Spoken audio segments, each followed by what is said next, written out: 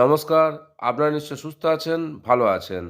আজ অর্থাৎ 15/5/2026 তারিখে বিভিন্ন জেলার ডিআইয়ের পক্ষ থেকে ওই জেলার যে SI, sub inspector of school তাদের উদ্দেশ্যে একটা গুরুত্বপূর্ণ বিজ্ঞপ্তি প্রকাশ করা হয়েছে।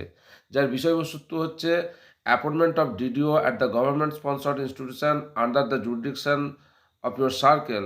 Reference 582-AC/S/5C-01/2026 dated 14th May 2026 of the Deputy Secretary to the Government of West Bengal।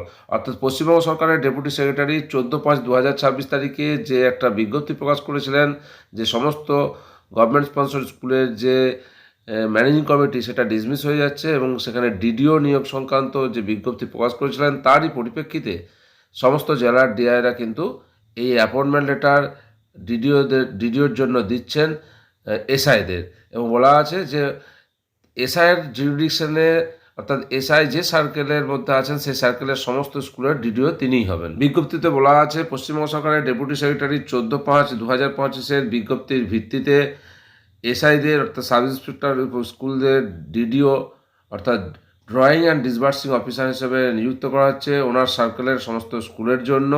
এবং এই যারা ডিডিও হিসাবে নিযুক্ত হবেন তাদের কী কী কাজ সেখানেও বলে দেওয়া আছে।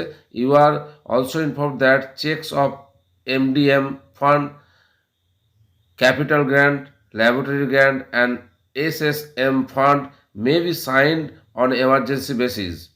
Salary of teaching and non-teaching staff, remuneration of pair teacher and contractual staffs also disbursed by the DDO। অর্থাৎ mid day meal, capital grant, laboratory grant, Sarvashiksha মিশনের যে ফান্ড তার জন্য যে চেকে এমার্জেন্সি বেসিসে ওনাকে এসআইকেই সই করতে হবে ডিডিও হিসাবে, এবং টিচার নন টিচারদের যে স্যালারি, প্যারা টিচার এবং কন্ট্রাকচুয়াল যে স্টাফ আছেন তাদের যে রেমুনারেশন তার জন্য যে সইসাবুত বা তাদের যে রেমুনারেশন ডিসবার্স করবেন এই ডিডিওই অর্থাৎ ওই সার্কেলের এসআই। এবং সমস্ত বিদ্যালয়ের যে মেল আছে তাতে ডিআই অফিস থেকে এই ধরনের নোটিফিকেশান চলে আসবে যে আগের ম্যানেজিং কমিটি সেটা ভেঙে দেওয়া হলো এবং সেই জায়গায় ওই সার্কেলের সাব ইন্সপেক্টর অফ স্কুল অর্থাৎ যিনি এসআই আছেন তিনি ডিডিও হিসাবে নিযুক্ত হচ্ছেন ইমিডিয়েট এফেক্ট অর্থাৎ 15/5/2026 থেকেই।